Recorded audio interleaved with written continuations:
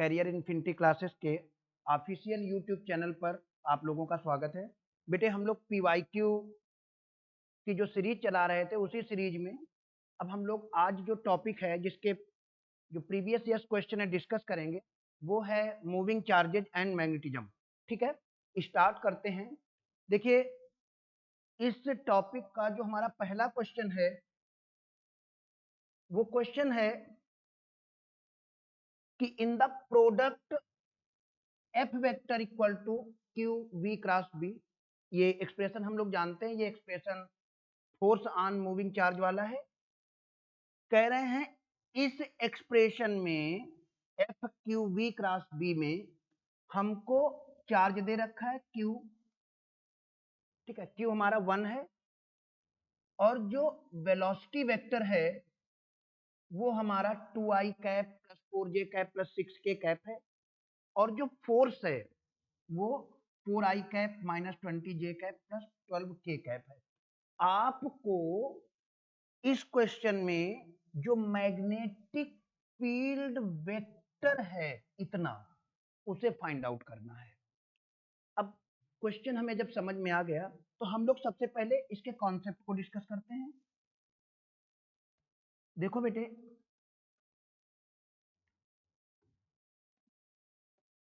जब कोई charge particle magnetic field में मोशन करता है तो उस पर जो फोर्स लगता है, ठीक है ना, उस फोर्स की डायरेक्शन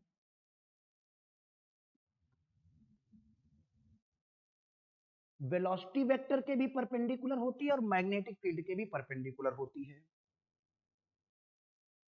हम जानते हैं कि देखो ये फोर्स जो होगा वो वेलोसिटी वेक्टर के भी परपेंडिकुलर होगा और जो फोर्स होगा वो मैग्नेटिक फील्ड वेक्टर के भी परपेंडिकुलर होगा। अगर दो वेक्टर एक दूसरे के परपेंडिकुलर हों, कौन कौन ले लें, एफ वेक्टर और बी वेक्टर, तो उनका डॉट प्रोडक्ट हमेशा 0 आता है। तो हमारा आएगा इधर, चलिए इस साइड लिखते हैं क्योंकि हम लोग इधर ऑप्शन का सहारा लेंगे। F vector dot B vector must be 0। अच्छा, जब ये पता लग गया हमें कि भाई एफ वेक्टर और बी वेक्टर एक दूसरे के परपेंडिकुलर हैं तो इनका डॉट प्रोडक्ट 0 आना चाहिए। अब हमारे क्वेश्चन में चलते हैं बहुत ध्यान से, जो ऑप्शंस दे रखे हैं वो बी वेक्टर के हैं।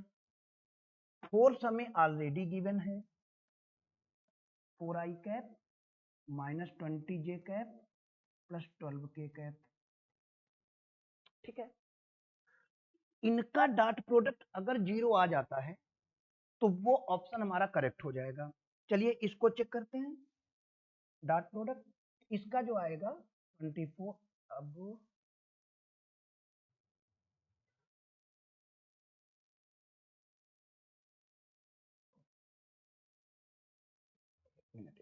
चलो ऐसे लिख लिया जाता, देखो ध्यान से।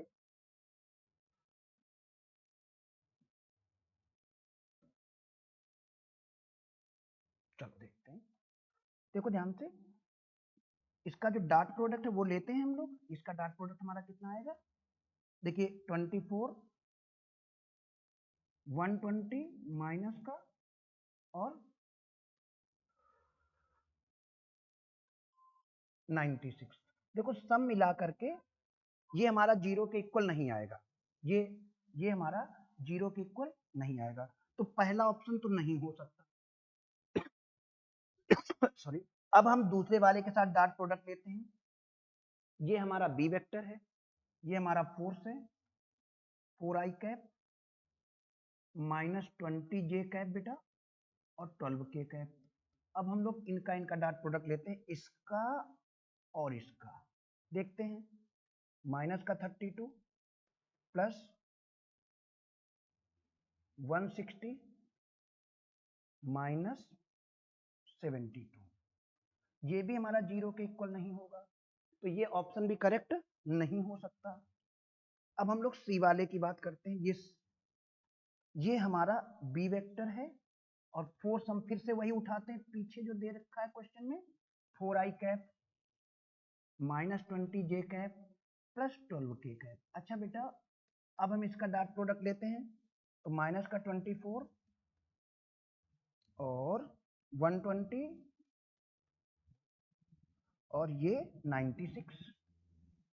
अब बेटा देखो ये दोनों मिला के -120 और +120 ये 0 हो गया। ठीक है, अगला वाला चेक करने की जरूरत नहीं है, तो हमारा करेक्ट ऑप्शन बना सी। तो ये थोड़ा सा ट्रिक से हम लोगों ने क्वेश्चन सॉल्व किया है। मेन कॉन्सेप्ट है वो ये है कि फोर्स वेक्टर मैग्नेटिक फील्ड के भी परपेंडिकुलर होता है और वेलोसिटी वेक्टर के भी परपेंडिकुलर होता है। ठीक है, अब ये क्वेश्चन जब हो गया तो हम लोग आगे बढ़ते हैं, नेक्स्ट क्वेश्चन देखा जाता है। चलिए देखते हैं बेटा।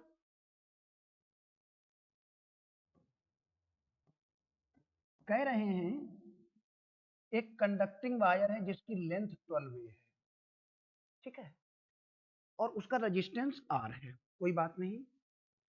कह रहे हैं इस वायर को हम एक क्वाइल में कन्वर्ट करते हैं किसी चीज के ऊपर बाउंडिंग करने के बाद में। और कैसे करते हैं, कह रहे पहली बार में हम उसे इक्विलेटरल ट्रायंगल बनाते हैं। चलिए भाई, इक्विलेटरल ट्रायंगल, अच्छा इक्विलेटरल ट्रायंगल बनाते हैं वो भी कितनी साइड का, ए का। अब जरा गौर करना भाई, जब ए साइड का इक्विलेटरल ट्रायंगल बनाएंगे तो भाई ये जो वायर जो खत्म हुआ वो 3A ही खत्म हुआ, तो इसका मतलब है इसके टर्न और बना सकते हैं ऐसे करके। अब कितने टर्न बनेंगे उसको निकालने का तरीका है कि जो 12A है ना वो हो गया number of turns multiplied by 3, तो यहां से n आ गए 4, n आ गए 4, नंबर ऑफ टर्न्स 4 आ गए। अब इसका अगर मैग्नेटिक डाइपोल मोमेंट निकालें तो वो आएगा हमारा NIA, n number of turns है जो कि 4 है, करंट I ही है, एरिया इक्विलेटरल ट्रायंगल का एरिया होता है √3/4 इंटू साइड स्क्वायर। ओके, ये कैंसिल हो गया, √3I और a स्क्वायर। ये हमारा मैग्नेटिक डाइपोल मोमेंट तब आया जब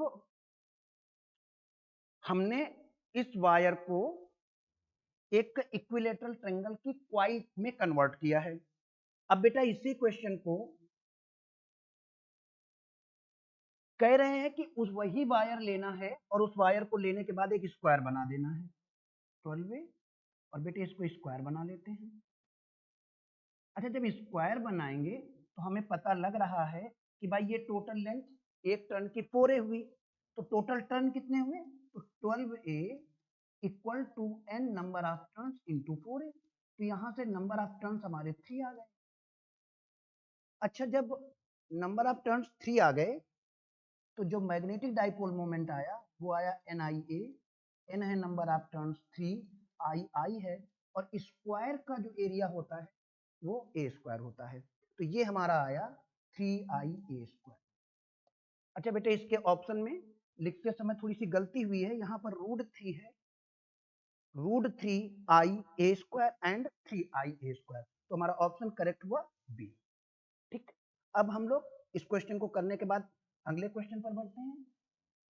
चलो देखते हैं बेटा, इस क्वेश्चन में कह रहे हैं कि एक ionised hydrogen atom ionised electron निकाल दिया गया है और अल्फा पार्टिकल को एक ही मैग्नेटिक फील्ड में सेम मोमेंटम से परपेंडिकुलरली इंटर कराते हैं।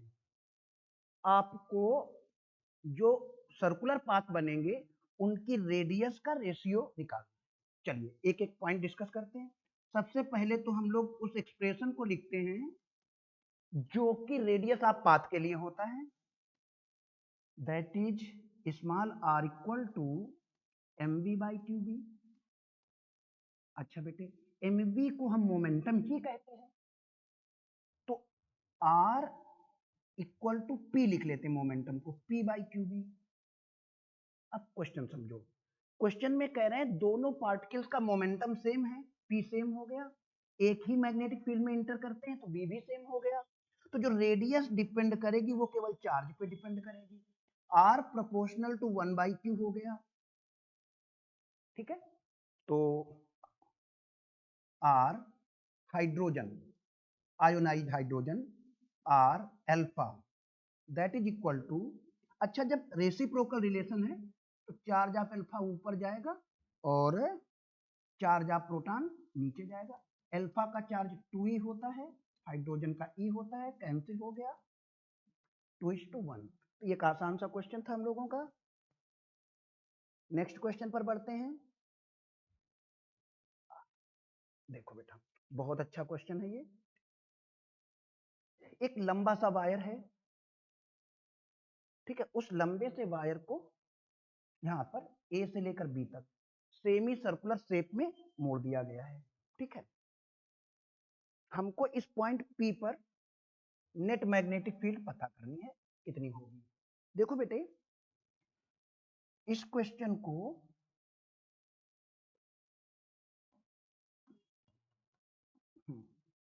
कैसे करना, 3 पार्ट में।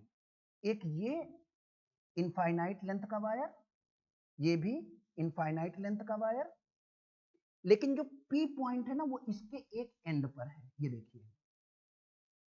और दूसरे वायर के लिए भी पी जो है उसके एंड पर, बी एंड वाला फार्मूला लगा देते हैं।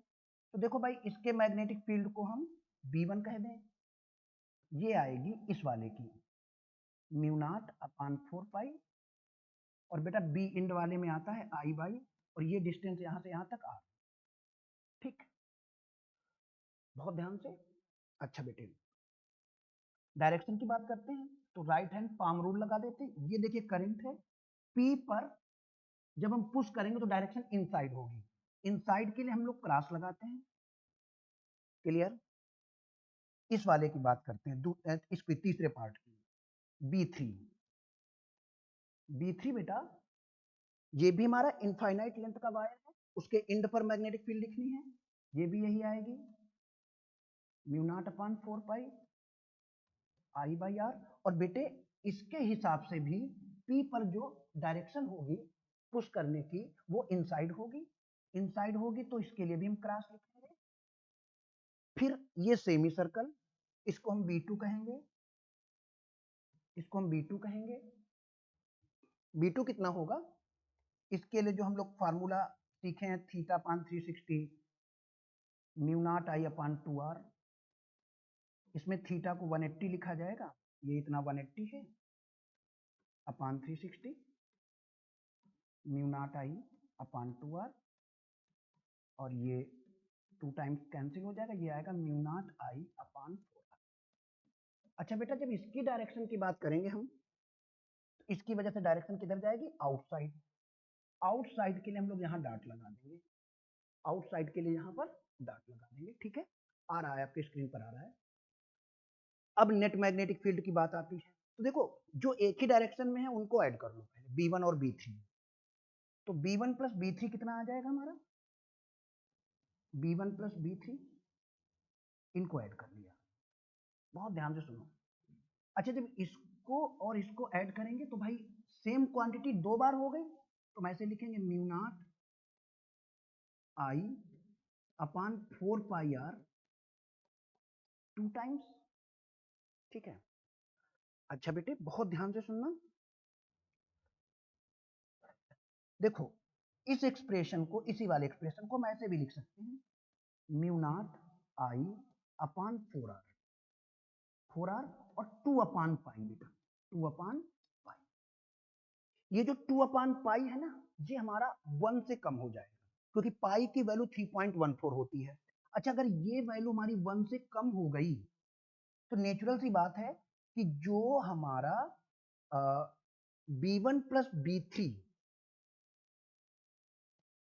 जो ये आया है, B1 प्लस B3 हमारा B2 से छोटा हो जाएगा। क्यों छोटा हो गया, देखो भाई, ये B2 की वैल्यू ये है, B1 प्लस B3 की वैल्यू ये तो है ही, और 1 से छोटे से मल्टीप्लाई किया गया है। अगर इसमें हम 1 से छोटे से मल्टीप्लाई करेंगे तो ये वैल्यू 1 से भी छोटी हो जाएगी, तो इसका मतलब है B1 प्लस B3 छोटा हो गया। तो जब B नेट निकालेंगे तो हम B2 में से B1 प्लस B3 को माइनस कर देंगे। अब यहां थोड़ा सा ट्रिक से काम ले लो। B2 कितना है, mu naught I upon 4R, और बेटे B1 प्लस B3 कितना है, mu naught I upon 4R। और 2/पाई। अच्छा, जो कॉमन दिख रहा है उसे कॉमन ले लो, mu not I upon 4r 1 minus 2/पाई। बड़े मैग्नेटिक फील्ड में छोटे मैग्नेटिक फील्ड को माइनस करते हैं और हमेशा बड़े मैग्नेटिक फील्ड की डायरेक्शन ली जाती है। तो बड़ा मैग्नेटिक फील्ड B2 आया और B2 की डायरेक्शन क्या है? डॉट। डॉट का मतलब आउटसाइड, आउटसाइड का मतलब पेज से बाहर। तो पेज से बाहर का मतलब हुआ pointed away from page and option is C. ठीक है, बढ़िया सा क्वेश्चन था। नेक्स्ट क्वेश्चन पर बढ़ते हैं वो। ओके, क्वेश्चन में आपको मैग्नेटिक फील्ड निकालने के लिए कह रहे हैं, कहां मैग्नेटिक फील्ड निकालनी है? Axis of circular loop, axis of circular loop जिसकी रेडियस इतनी है 100 सेंटीमीटर और बेटा उसमें जो करंट है वो √2 एम्पियर है। ठीक है, चलिए देखते हैं। सबसे पहले इस क्वेश्चन में लूप लिखा है, नंबर ऑफ टर्न 1 हो गए। बेटे रेडियस 100 सेंटीमीटर है, 100 सेंटीमीटर मतलब 1 मीटर। अच्छा, एक्सियल डिस्टेंस जो है ना, at a point 1 metre away from the centre of the loop, ये एक्स है हमारा 1 मीटर। ठीक, करंट √2 एम्पियर। मैग्नेटिक फील्ड का फार्मूला लिखते हैं, mu naught NI r² 2 r² plus x² की power 3/2 mu naught 4 pi into 10⁻⁻7 n1 I √2 r²। बेटे 1 का स्क्वायर, 2 पहले से है, r² प्लस x²। देखो बेटे r भी 1 है, x भी 1 है, 1² प्लस 1² की पावर 3/2। इस 2 से 4 को कैंसिल कर दो, ये 2 पाई आया, 2 पाई √2 10⁻⁻7। अच्छा, अब ये जो 1² प्लस 1² है ये 2 आया और 2 की पावर 3/2। इसको आप ऐसे समझो, 2 का क्यूब और 1/2 8 का रूट 2√2। ओके, √2 से √2 कैंसिल, ये 2 से 2 कैंसिल, तो ये आया पाई इंटू 10⁻⁻7। पाई मतलब 3.14 इंटू 10⁻⁻7 टेस्ला। तो हमारा कौन सा ऑप्शन हुआ? ये बी वाला। ठीक, नेक्स्ट क्वेश्चन देखते हैं।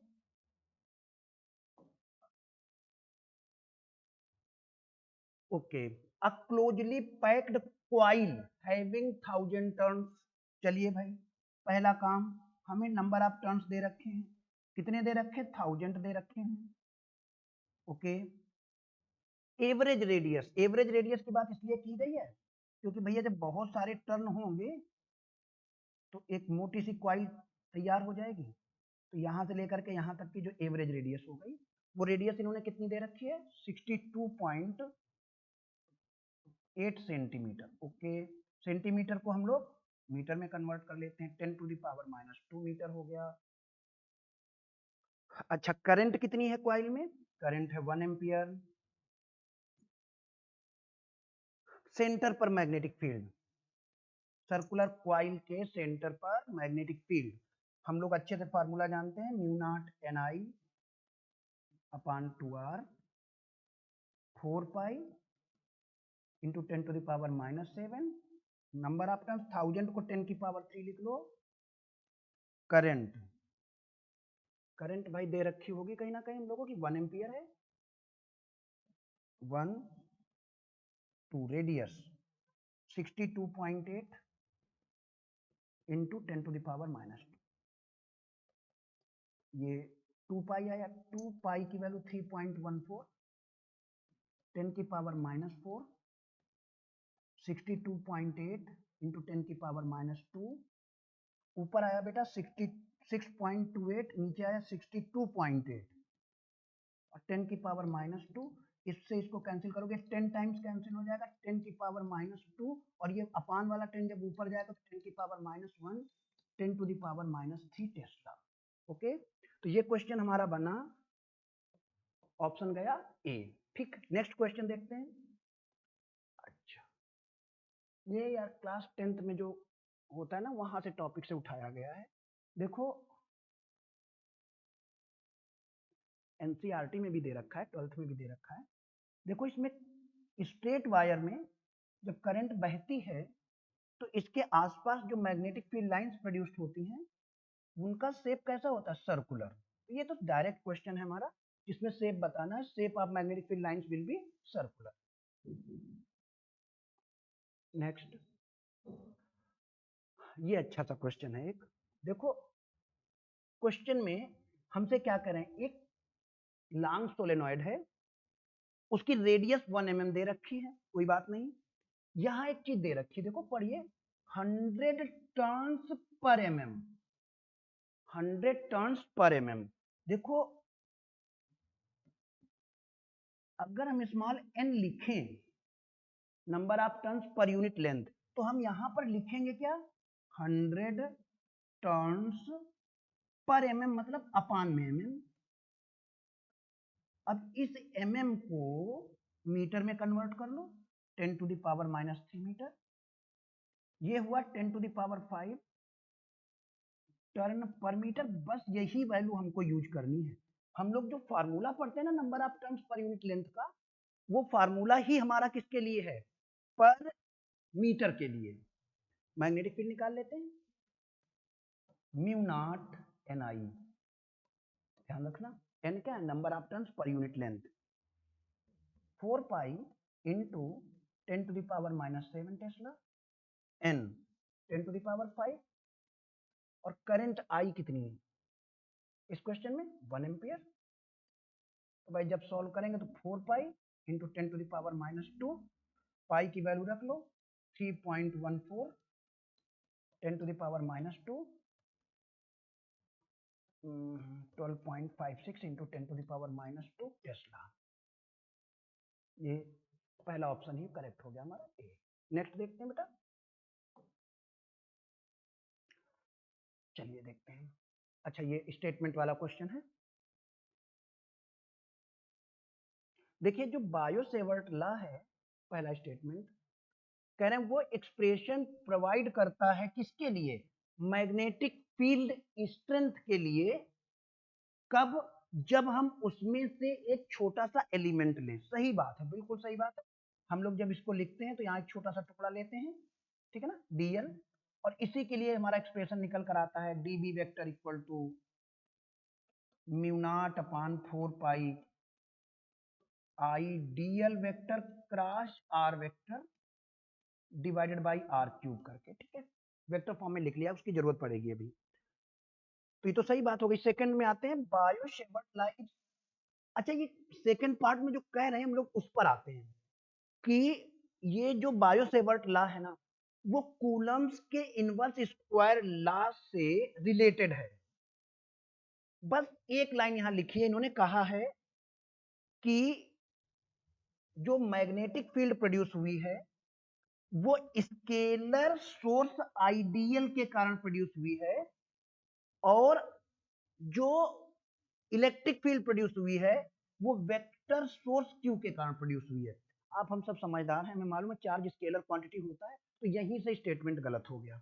और अभी मैंने लिखा है आई डीएल वेक्टर, तो आई डीएल को ये स्केलर बोल रहे हैं सेकंड स्टेटमेंट में, और क्यू को ये वेक्टर बोल रहे हैं। जिस जो ये जो टर्म है ना, आईडीएल को स्केलर बोलना और क्यू को वेक्टर बोलना, इसी से स्टेटमेंट सेकंड हमारा इनकरेक्ट हो जाता है। तो इसका हमारा ऑप्शन जाएगा, first is correct and statement second is incorrect, option is B. Next, चलो देखते हैं। एक वायर है जिसमें करंट आई है, और ये करंट को ले जा रहा है अलोंग एक्स एक्सिस। ठीक है, चलिए देखते हैं। एक्स वाई जेड, चलो वायर ले लें, करंट इसमें कितनी है आई, इसकी लेंथ कितनी ले लें, एल। ठीक, कह रहे हैं मैग्नेटिक फील्ड दे रखी है इतनी 2i cap plus 3j cap minus 4k cap. कह रहे हैं बताओ इस पर फोर्स कितना होगा, ठीक है, फोर्स कितना होगा। चलिए देखते हैं, हमने जो पढ़ा है vector form F vector equal to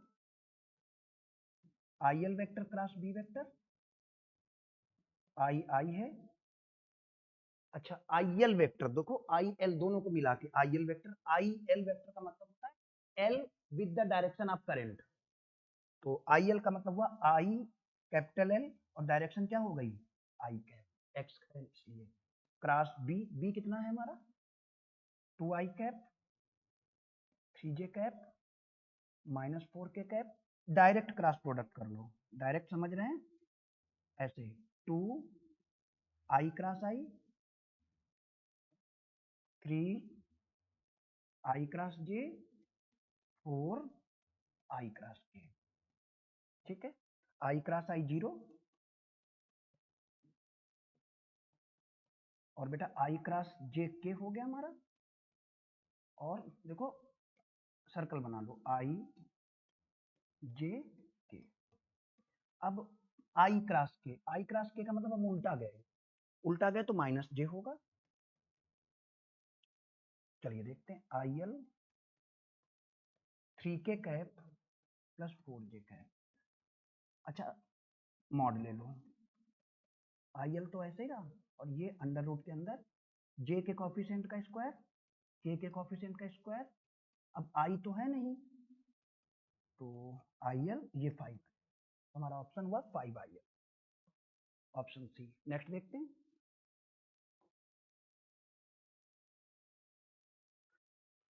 ये क्वेश्चन जो है ना वो फोर्स बिटवीन पैरेलल वायर्स उससे रिलेटेड है, दो वायर हैं ए और बी, ठीक है, पहले वाले वायर में करंट 5 एम्पियर है और दूसरे वाले वायर में करंट 10 एम्पियर, ये बेटे 5 एम्पियर और ये 10 एम्पियर, दोनों में सेम डायरेक्शन में करंट बह रही है, ठीक है ना, the direction of current in two conductors is same लिखा हुआ है, इनके बीच का सेपरेशन 10 सेंटीमीटर है, हमें पर यूनिट लेंथ का फोर्स निकालना है, ठीक है, हम लोगों ने पढ़ रखा है F equal to mu naught upon 4 pi 2i1i2 by R into L, ये value 10 to the power minus 7 होती है, i1 बेटे हमारा 5 है 5, i2 हमारा 10 है, r इनके बीच का 10 सेंटीमीटर है, 10 into 10 to the power minus 2 हो गया, लेंथ 1 हो गई, पर यूनिट लेंथ की बात कर रहे हैं, तो देखो बेटे ये हमारा 10 की power minus 7 into 10 upon 10 into 10 to the power minus 2, एक कैंसिल कर लो, ये बना 10 की पावर देखो 1 और माइनस 7 माइनस 6 हुआ, माइनस 6 प्लस 2 10 की पावर माइनस 4 न्यूटन हो गया, ठीक है, एक ही डायरेक्शन में तो अट्रैक्शन का फोर्स हो जाएगा, तो ये हमारा ऑप्शन जाएगा डी, ठीक है,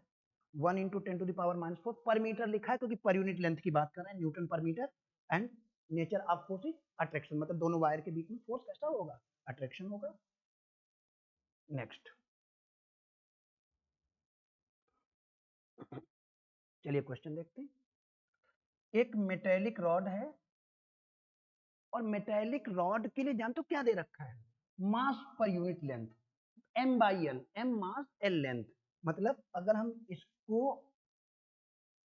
उस रॉड के लिए लिखें तो हमको m बाई एल दे रखा है, कितना दे रखा है m by L, m by L हमको दे रखा है 0.5 kg पर मीटर, अच्छा ये horizontally is lying horizontally on a smooth inclined plane, देखो स्मूथ इंक्लाइंड प्लेन पर ये हॉरिजेंटली लाई कर रही, ऐसे लाई कर रही हॉरिजेंटली, मतलब अगर अगर आप इसका 3D व्यू देखना चाहो तो हम बना के दिखा दे रहे हैं, बाद में भी इसको हटा देंगे, ये ऐसे लाई कर रही, ठीक है, हटा देते हैं इसको, ओके।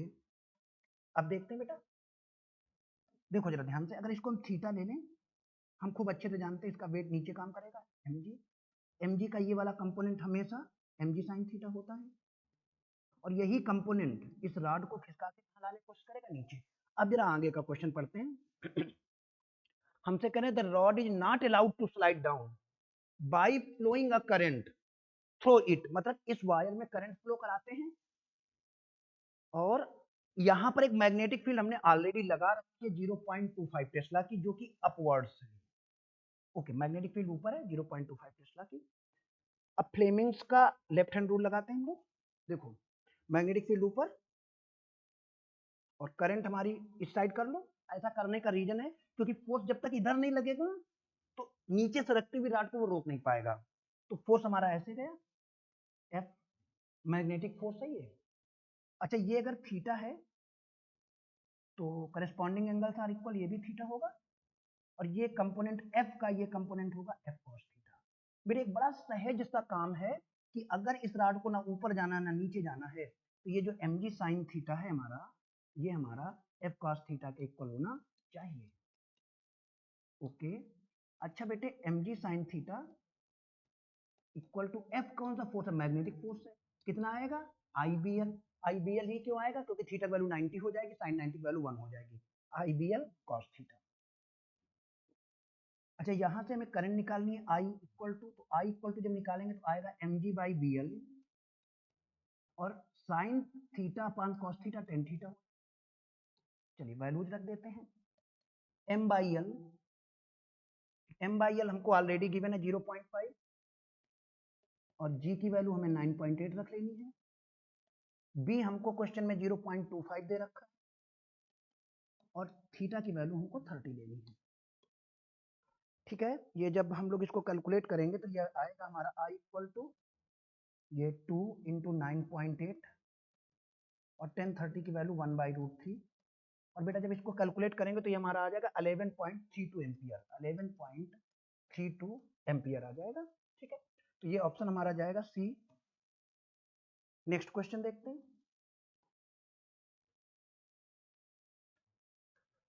ओके, कैलकुलेशन वाला क्वेश्चन है।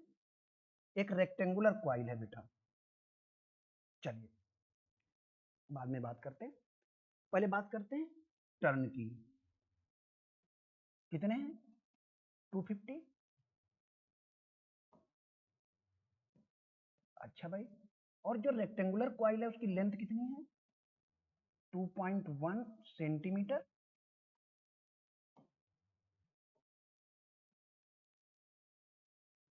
सेंटीमीटर, तो इसको मीटर बना लो।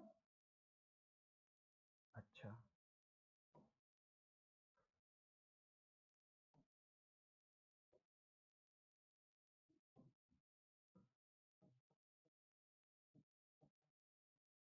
ब्रेथ कितनी है? 1.25 सेंटीमीटर, इसे भी मीटर बना लो। करंट कितनी दे रखी है? 85 micro ampere. Micro 10 to the power -6 हो गया, micro 10 to the power -6 ampere. Magnetic field कितनी दे रखी? 0.85 टेस्ला। कह क्या रहे हैं? कह रहे वर्क डन बताओ। वर्क डन हमारा होता है M B cos theta 1 minus cos theta 2। Coil को हम 180 डिग्री रोटेट कर देते हैं, ठीक है ना, मैग्नेटिक फील्ड में। तो देखिए इस क्वेश्चन में हम लोग थीटा 1 0 लेंगे और थीटा 2 180 लेंगे। ठीक है, क्योंकि 180 डिग्री रोटेट किया गया है। एम क्या हमने पढ़ा है? हमने एम पढ़ा है एन आई ए बी कास 01 कास 180 -1, और ये आ जाएगा बेटा 2 NIAB। अच्छा, 2 NI, एरिया कितना? Length breadth, length into breadth into B. तो W equal to 2, number of turns 250, current 85 into 10 to the power -6, length 2.1 into 10 to the power -2, breadth 1.25 into 10 to the power -2, और B 85 0.85। और बेटे जब ये पूरा calculation है जब आप इसे पूरा कैलकुलेट करोगे तो ये हमारा कैलकुलेट होने के बाद आता है 9.1 इंटू 10⁻⁻6 जूल। इसको हम माइक्रो लिख लेते हैं, 9.1 माइक्रो जूल, और हमारा ऑप्शन करेक्ट होता है डी। ठीक है, नेक्स्ट क्वेश्चन देखते हैं। बढ़िया सा क्वेश्चन है भाई, ये बहुत ध्यान से सुनो। पहले तो क्वेश्चन समझो। कह रहे हैं 3 वायर हैं और पैरेलल हैं, 3 वायर हैं और पैरेलल हैं, और ये जो आपका बोर्ड है या आप जिस कॉपी पर इसको सॉल्व कर रहे हैं उस कॉपी पे ये परपेंडिकुलर है, कॉपी के पेज के परपेंडिकुलर है। ऐसे देखिए, ऐसे गई है करंट इनसाइड। अच्छा अच्छा, जब तीनों में करंट एक ही डायरेक्शन में गई है तो हम जानते हैं सेम डायरेक्शन में जब करंट फ्लो करती है तो फोर्स कैसा होता है, अट्रैक्शन होता है। तो इन वायर सी और बी के बीच भी फोर्स अट्रैक्शन का होगा, सी बी और ए के बीच भी फोर्स अट्रैक्शन का होगा। होगा कितना force,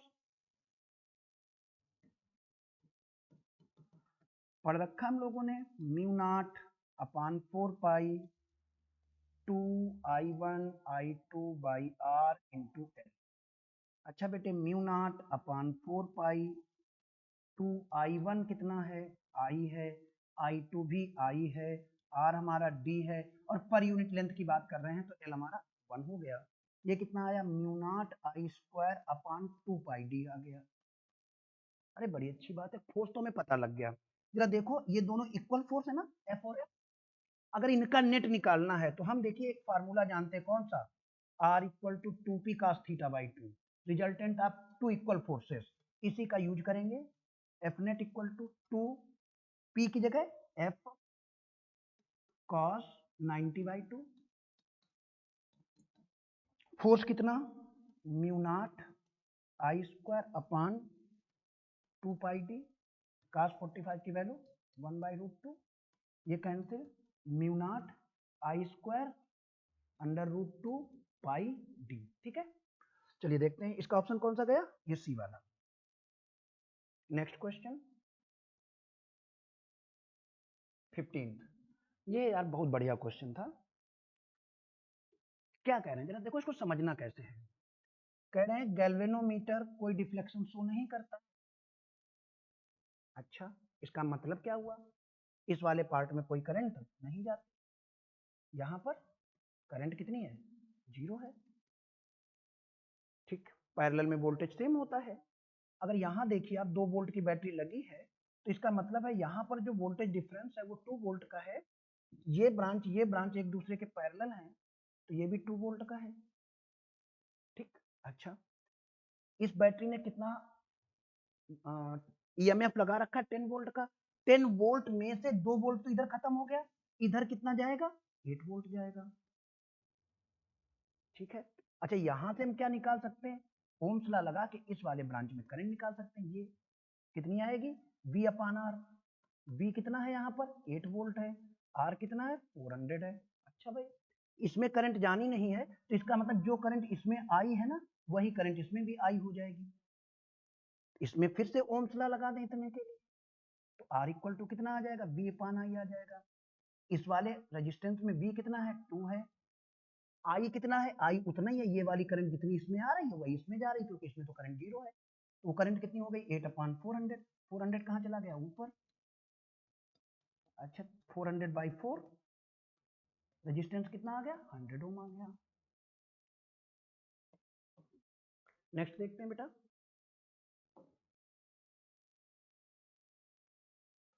okay, current sensitivity. Current sensitivity कितनी दे रखी है, करंट सेंसिटिविटी हमारे क्वेश्चन में 5 डिवीजन पर milli ampere, 5 division 10⁻³ ampere, 5000 division पर एम्पियर, ये करंट सेंसिटिविटी हो गई। वोल्टेज सेंसिटिविटी कितनी दे रखी है, 20 डिवीजन पर वोल्ट, 20 डिवीजन पर वोल्ट। अच्छा, वोल्टेज सेंसिटिविटी को लिखते क्या है हम लोग, डिफ्लेक्शन पर यूनिट करंट। ठीक है। वोल्टेज सेंसिटिविटी को क्या लिखते हैं? Deflection per unit voltage. अब सुनो, ये थीटा पान v इक्वल टू जो 20 है ये वाला, इसमें v को आई आर लिख लो, आई आर। थीटा पान आई क्या हो गया? करंट सेंसिटिविटी हो गई, जो कितना है 5000 है, upon R that equal to 20। यहां से जब आर निकालोगे 5000 अपान 20, ये कैंसिल, 250 आ गया। ठीक है बेटा, तो ये हमारा ऑप्शन गया डी। नेक्स्ट क्वेश्चन देखते हैं।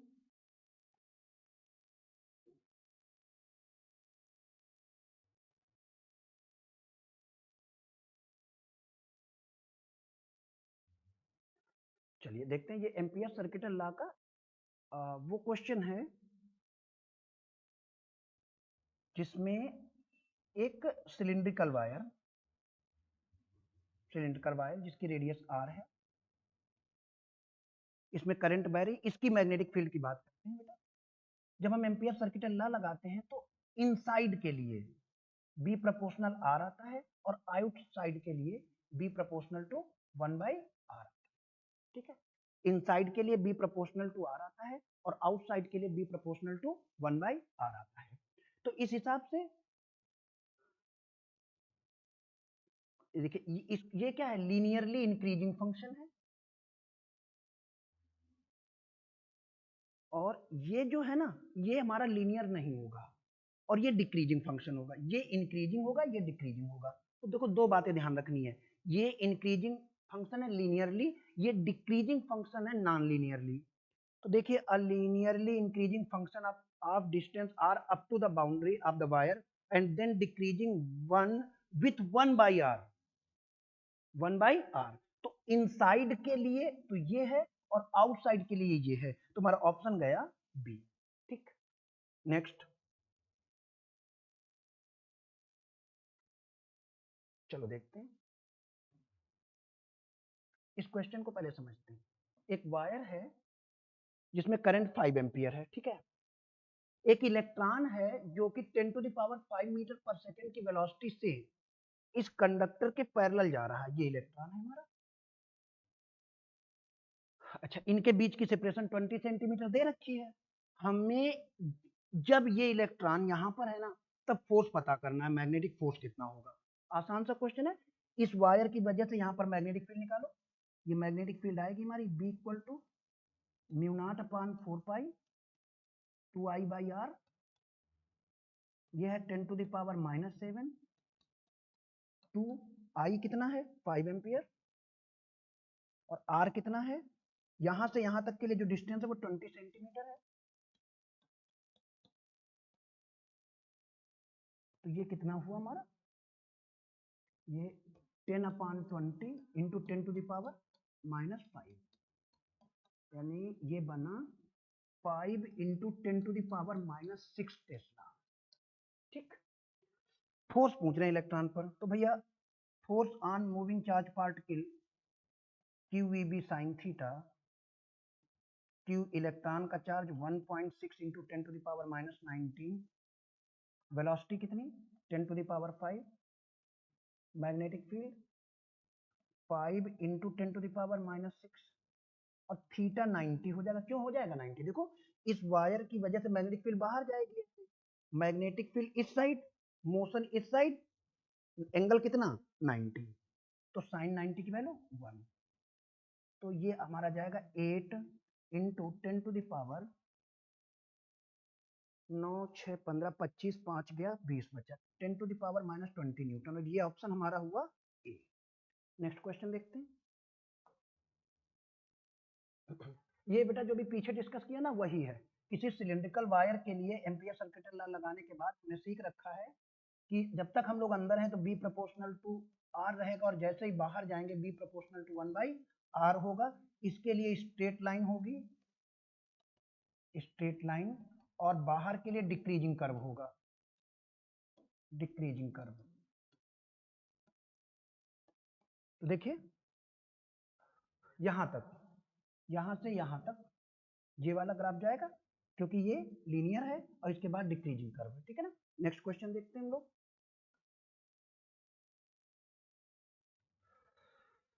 एक सोलेनॉइड है जिसमें 100 टर्न्स हैं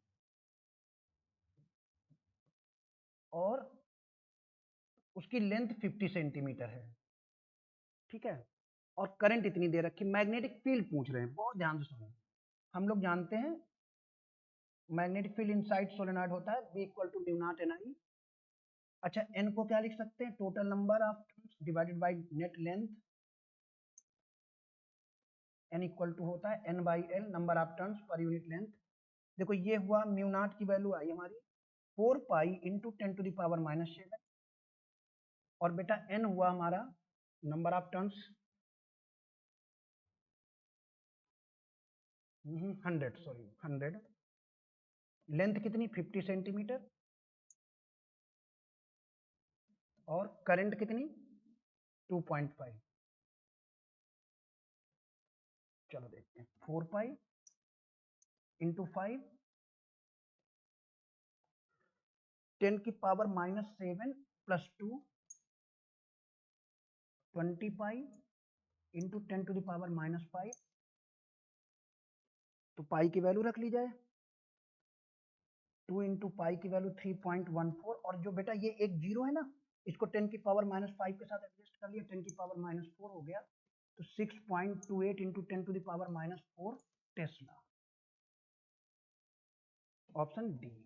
नेक्स्ट क्वेश्चन देखते हैं लोग। ये भी 21 जो है ना वो सेम क्वेश्चन है जो कि हम लोगों ने पीछे पढ़ रखा है, ठीक है। अभी सीखा था कि जब तक अंदर हैं B proportional to r linear, और बाहर हैं 1/r डिक्रीजिंग फंक्शन।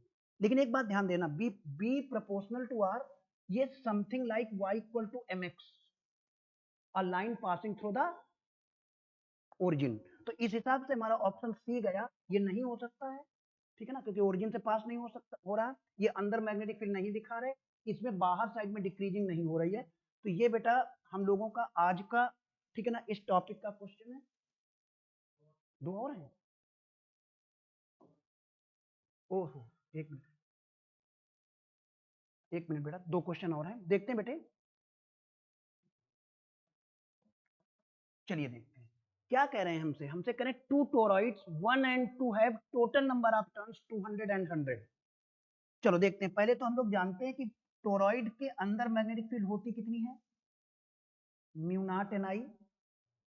अच्छा, N को क्या लिखते हैं टोरॉइड के लिए, टोरॉइड सर्कुलर कॉइल है, तो total number of turns upon length, length क्या हो जाएगी सरकमफ्रेंस इंटू आई। अच्छा बेटा, देखिए क्वेश्चन समझते हैं। कह रहे हैं 2 toroids 1 and 2 have total number of turns, number of turns दे रखे हैं, यानी n दे रखा है, और हमको रेडियस दे रखी है, और क्वेश्चन में साफ साफ कह रहे हैं करंट सेम है, तो बी हमारा किसके प्रोपोर्शनल हुआ, N/R। अच्छा, यहां से B1/B2 आ जाएगा N1/N2, R2/R1। N1 है 200, N2 है 100, और बेटे R1 है हमारा 40 और R2 है 20। चलिए 2 और ये हमारा कैंसिल हुआ, 1/2 ये कैंसिल हो गया, 1:1, तो ये 1:1 है।